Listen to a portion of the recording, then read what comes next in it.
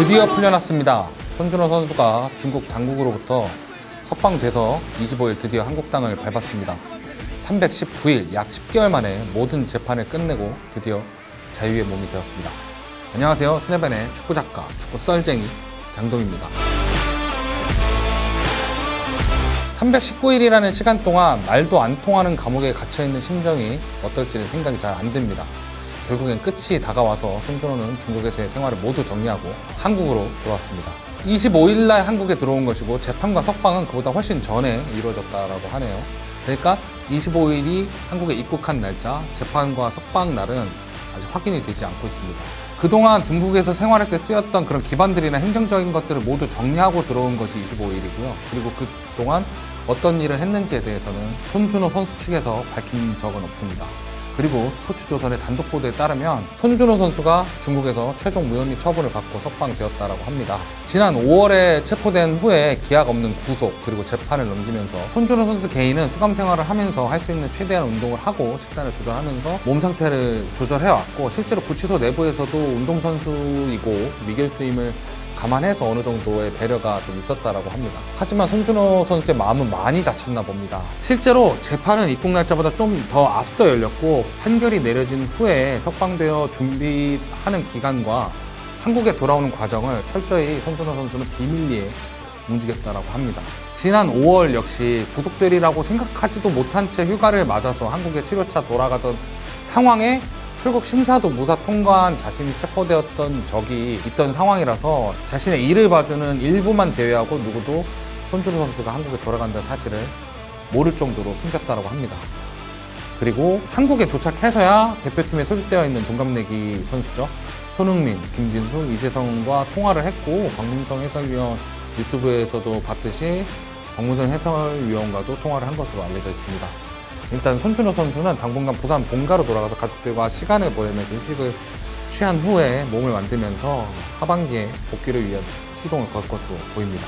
일전에 만들어진 저희 영상을 보면 이 손준호 선수가 왜 체포를 됐는지 하는 이 정황을 알 수가 있는데요.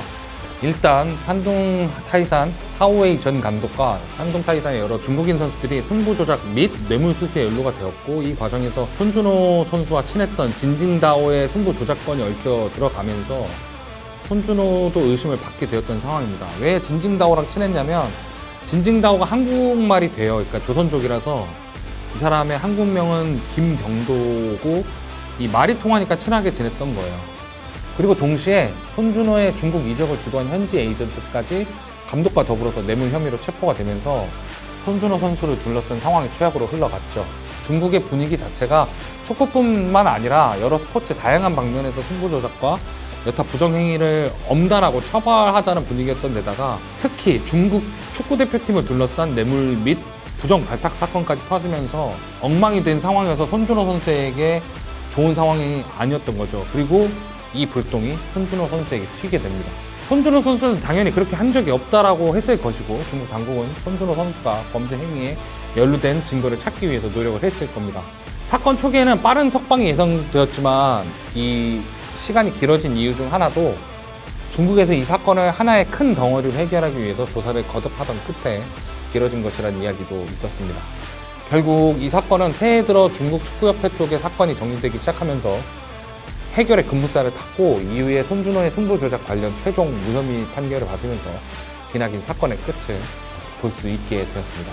손준호 선수가 지난 5월에 한국에 입국하려던 이유 중 하나가 전북 현대로 재입단을 하기 위한 협상에 걸려 있었다는 설이 있었는데요. 김상식 감독 재임 시절에 전북은 손준호 선수의 복귀를 간절하게 원했고, 손준호 선수도 그런 생각이 있어서 어느 정도 구도로는 일치했던 것으로 알고 있습니다. 하지만 손준호 선수를 원했던 김상식 감독은 사임을 했고, 현재 전북에는 신인 감독이 부임해 있는 데다가 1년의 공백을 가진 선수를 페트레스코 감독이 원할 것인가 하는 의문도 있습니다. 물론 그 전에 전북의 현재 상황이 몹시 좋지 않은 것도 함정이지만 말입니다.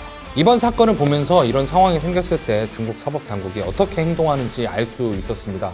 심지어 일말의 혐의점이 없는 상황에도 중국의 사법 체계상 제3자에게 수사 정보를 제공하지 않는다라는 것 자체가 우리가 어떤 부분을 해결해야 하고 어떤 부분에 대한 정보가 필요한지 알 수 없는 상황이 되어버렸습니다. 손준호 선수는 결국 에이전트사가 중국 대형 로펌을 선임해서 대응에 나섰지만 만에 하나 또 한 번에 이런 일이 생겼을 때를 위한 다양한 방면의 도움이 필요합니다. 처음 손준호 선수 사건을 다뤘던 영상에서부터 이번에 다시 조사해보면서 가장 중요하게 느낀 것은 제네바 협약이었습니다. 중국도 제네바 협약의 당사국인 상황에서 이번 사건에서는 특히 접견에 대한 협약은 제대로 지켜지지 않았다는 것은 저뿐만 아니라 많은 분들이 다 같이 보셨을 거라고 판단이 됩니다. 다시는 손준호 선수 같은 피해자가 나오면 안 됩니다. 지금까지 스냅앤 스포츠 축구작가, 축구 썰쟁이 장종이었습니다.